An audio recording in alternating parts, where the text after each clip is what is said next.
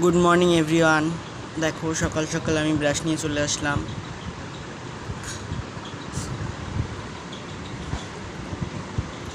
তারপরে চলো একটু গাছপালা দেখতে দেখতে ব্রাশ করা যাক।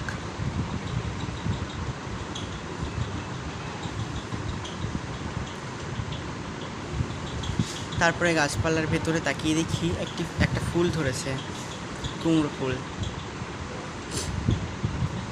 তো তাই তোমাদের সাথে একটু শেয়ার করলাম কত বড় হয়েছে কুমড়ো ফুলটা। তারপরে হাত মুখ ধুয়ে ওদের একটু দেখছিলাম।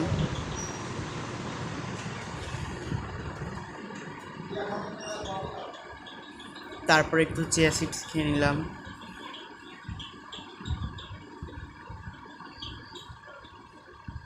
একটু বই পড়ছিলাম।